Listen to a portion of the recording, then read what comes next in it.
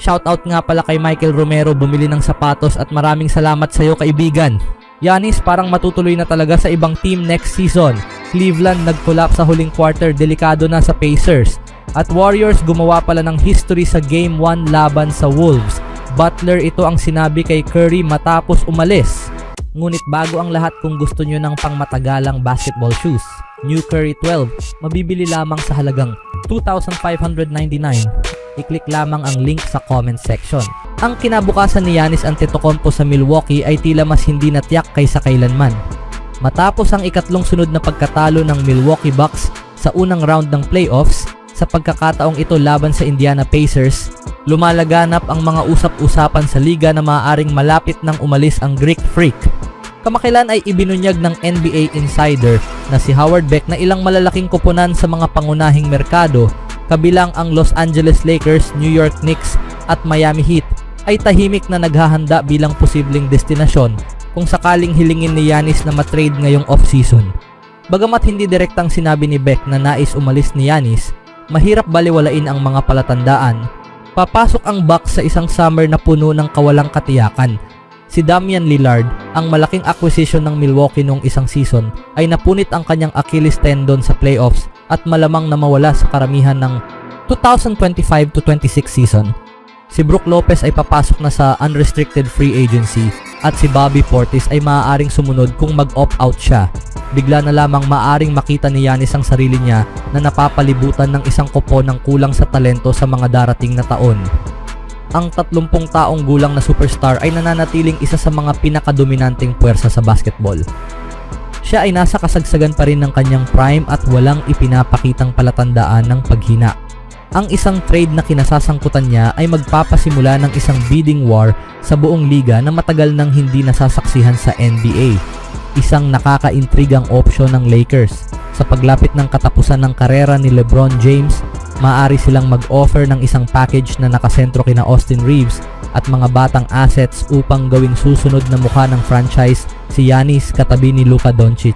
Samantala, ang Knicks ay isa sa kakaunting team sa liga na may parehong kayamanang draft picks at matatag na playoff core. Sina Jalen Brunson, Karl Anthony Towns at OG Anunoby ay maaaring bumuo ng isang kaakit-akit na supporting cast sa tabi ni Giannis. Bukod pa rito, ang atraksyon ng Madison Square Garden, isang napakalaking media market, at ang pagkakataong buhayin muli ang isang natutulog na higante ay ginagawang napaka-interesante ng New York bilang posibleng destinasyon.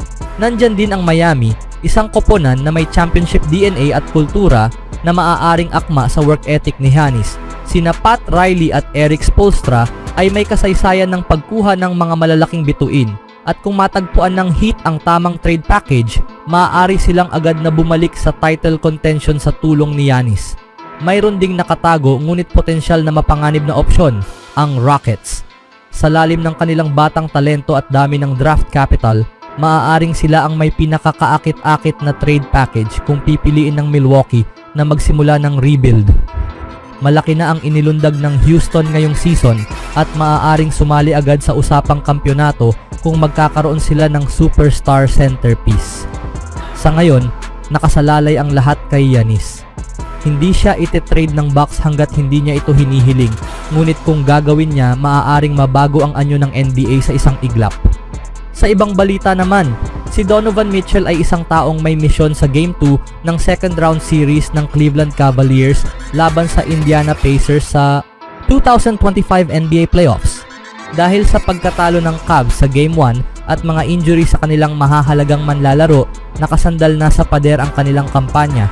Kaya pumasok si Mitchell sa Game 2 na may mabigat na inaasahan na magpakitang gilas upang mailigtas ang Cleveland mula sa isang 0-2 na pagkakahulog sa serye. Marahil walang mas magandang sumasalamin sa layunin ni Mitchell kaysa sa kanyang matinding dunk sa harap ng forward ng Pacers na si Pascal Siakam sa unang half ng Game 2.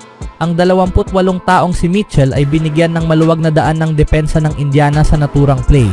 Nakakuha siya ng screen bago pa man tumawid sa half-court line at mula roon ay nagkaroon siya ng sapat na espasyo upang makakuha ng buwelo para sa isang malakas na tira sa ring. Pagdating niya sa shaded area, wala nang magawa ang Pacers upang pigilan siyang sumampa sa ere. Sinubukan ni Siakam na harangin si Mitchell, ngunit nauwi lamang ito sa pagiging bahagi ng isang poster dunk mula sa dating Louisville Cardinals star. Naroroon din malapit sa eksena ang center ng Indiana na si Miles Turner, ngunit kahit ang presensya nito malapit sa rim ay hindi naging hadlang sa 6 na beses na NBA All-Star sa kanyang agresibong pag-atake sa basket. Alam ni Mitchell bago magsimula ang Game 2 na kailangan niyang akuin ang buong team, lalo na't wala sa laro sina Darius Garland, Evan Mobley at DeAndre Hunter dahil sa mga injury. Bukod pa rito, pumasok si Mitchell sa laro na may layuning bumawi mula sa kanyang hindi epektibong performance sa Game 1 kung saan kinailangan niya ng 30 field goal attempts upang makapagtala ng 33 puntos.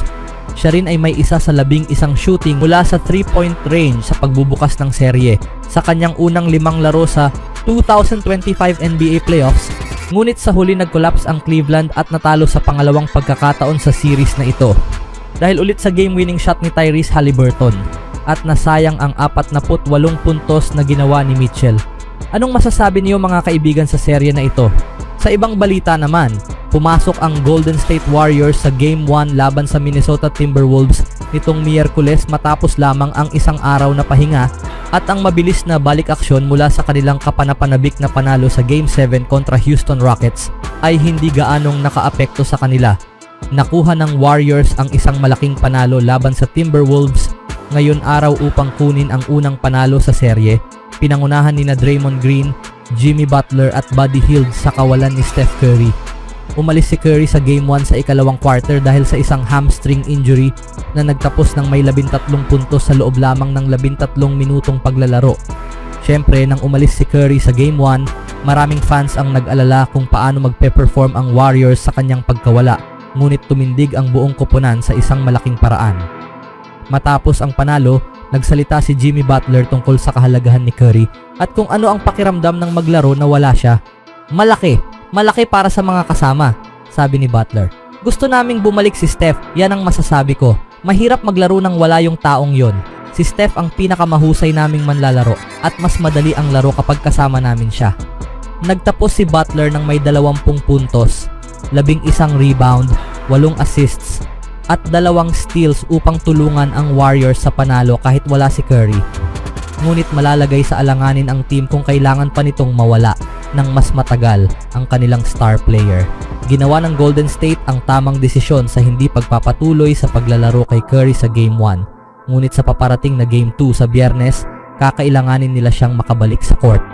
Sa kanilang pagpasok sa opening game sa series, nagkaroon lamang sila ng isang araw na pahinga at inaasahan ng marami na malakas ang magiging simula ng Timberwolves laban sa veteranong team ng Warriors.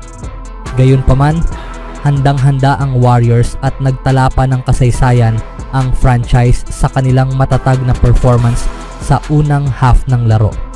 Pinayagan lamang ng Warriors ang Timberwolves na makapagtala ng 31 puntos sa unang half, ang pinakamababang puntos na pinayagan ng Warriors sa isang half sa panahon ng shot clock era.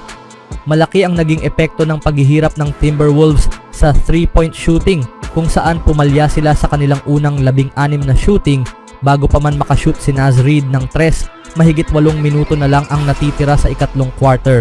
Bukod pa rito, nahirapan si Anthony Edwards sa unang half, bagay na nagbigay ng pagkakataon sa Warriors na manatiling nasa laro kahit na maagang nawala si Steph Curry dahil sa hamstring injury. Sa pagtanaw sa mga susunod na laro, magiging mahirap para sa Golden State na ulitin ang ganitong klase ng depensang performance sa paparating na Game 2, kaya kakailanganin pa rin nilang makabalik agad ang superstar ng team na si Stephen Curry. Anong masasabi niyo mga kaibigan sa panalo ngayon ng Warriors?